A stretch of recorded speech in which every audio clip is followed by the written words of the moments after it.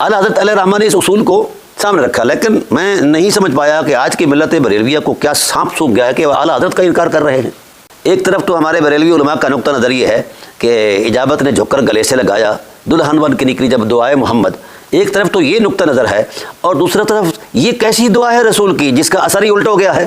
پہلی بات تو یہ ہے کہ اگر وہ ہادی ہوتے تو ہدایت کی جو معیارات قرآن نے بیان کیے ہیں، کیا مودت قربا کا حکم جو ہے یہ ہدایت کے معیاروں میں معیار نہیں ہے؟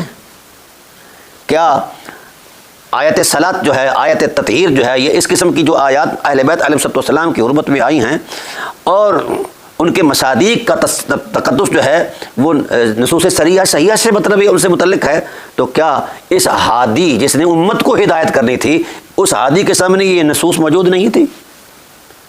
اگر تو تھیں اور نصوص کو کراس کیا ہے تو کس چیز کا ارتکاب کیا ہے یہ بریلوی بتائیں گے، میں نہیں بتاؤں گا۔ نصوص کی توہین کرنا کیا ہے؟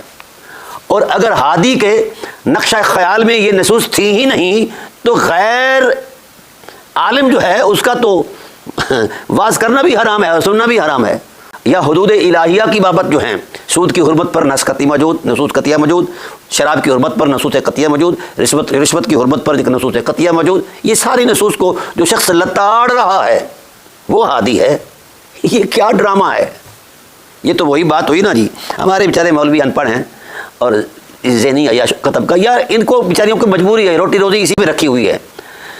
اب صحیح مسلم کی صحیح حدیث ہے کہ صخر بن حرب، ابو سفیان جسے کہا جاتا ہے، وہ صخر بن حرب کیا کہتا ہے رسول اللہ صلی اللہ علیہ وآلہ وسلم سے؟ صحیح مسلم کی صحیح حدیث ہے کہ یا رسول اللہ میری 3 خواہشیں ہیں۔ فرمایا کون سی ہیں؟ ایک یہ ہے کہ میرے بیٹے کو جناب والا کاتب بنایا جائے، ایک یہ ہے کہ میں اپنے قبیلے میں سردار تھا، مجھے کسی لشکر کا سردار بنایا جائے، اور ایک خواہش یہ ہے کہ سب سے حسین ترین میری بیٹی ہے اس کا نکاح آپ قبول فرمائیں، دنیا کی حسین ترین بیٹی ہے۔ اب یہ 3 باتیں ہیں، حدیث کی سند بھی صحیح ہے، روات بھی صحیح ہیں، ثقہ ہیں، سب کچھ ہے، اور ہے بھی صحیح مسلم کی حدیث۔ تو میں پوچھنا چاہتا ہوں ملت بریلویہ سے، کئی سال پہلے جس بیٹی کا نکاح حبشہ میں ہو چکا ہے اس کو دوبارہ پیش کیا جا رہا ہے، یہ تجدید نکاح تھی؟ لا حول ولا قوت الا باللہ، پہلا نبوت کا نکاح جو ہے وہ ڈھیلا پڑ گیا تھا۔ تو گویا ہر جو نص ہے اس کا محل دیکھا جاتا ہے، اور اگر محل موجود ہے تو اللہ محل میں کلام کرتے ہیں، بے محل کلام نہیں کرتے۔ ایسا ہی رسول اللہ صلی اللہ علیہ وسلم کی نبوی بصیرت ہے کہ بے محل کلام نہیں کرتے۔ تو یہ آپ دیکھ لیں نا، بنو امیہ کے رویے دیکھ لیں اور وہ نصوص دیکھ لیں۔ اگر تو نصوص کے متعلق یہ دیکھیے، یا تو نصوص کا ان کو علم نہیں، اگر وہ علم نہیں نصوص کا، جو قرآن کی زبان زد عام نصوص تھیں، تمام صحابہ کے تعامل کے اندر وہ چیزیں موجود تھیں، اگر ان نصوص کا علم نہیں ہے تو پھر ملا اعظم ان کو مجتہد کیسے کہہ رہا ہے؟ مجتہد تو ہمیشہ وہی ہوتا ہے نا جو علم پڑھتے پڑھتے علوم و فنون کی اتنی مہارتیں حاصل ہو جائیں، نصوص پر اتنی اس کی گرفت ہو جائے اور نصوص کے مزاج کو اس کو سمجھنے کی لیاقت پیدا ہو جائے، ذہن رسا موجود ہے۔ کتنی 40 سے زائد کوالٹیز ہیں مجتہد کی، کوئی ایک کوالٹی کا 1% تو ثابت کر دو۔ نہیں، اگر یہ نصوص موجود تھیں اور ان کے علم میں نہیں تھیں تو وہ مجتہد نہیں ہیں، جن لوگوں نے ان کو مجتہد کہا انہوں نے جھوٹ بولا۔ اور اگر نصوص موجود تھیں، ان کے علم میں تھیں، پھر نصوص کو لتاڑنا کیسا ہے، نصوص کی بے حرمتی کرنا کیسا ہے، نصوص کو کراس کرنا کیسا ہے؟ یہ ملت بریلویہ پر قرض ہے فقیر کا کہ وہ بتائیں کہ نصوص کی توہین کرنے والا کون ہے۔ کوئی بات عقل اور شعور سے بھی مانگی جاتی ہے، کہی جاتی ہے کہ یا اس کو ہادی بنا، کیا یہی ہدایت ہے کہ رسول اللہ صلی اللہ علیہ وسلم کے بنائے ہوئے نظام کو تلچھٹ کر کے ملک عزوز کی بنا رکھنا یہ ہدایت ہے؟ یہ ملت بریلوی پر قرض ہے قیامت تک میرا سوال۔ کیا رسول اللہ صلی اللہ علیہ وآلہ وسلم کے اصحاب کی توہین کرنا یہ ہدایت ہے، ہادی ہونے کی نشانی ہے؟ یا مطلب حضرت حجر بن ادی سے لے کر آگے عمر ابن الجموع تک اور کئی سارے اصحاب کا قتل جو ہے یہ ہدایت ہے، یہ مہدویت ہے؟ جو کچھ معاویہ نے کیا ہے اس کو ہدایت سے منسلک کر کے تو دکھاؤ۔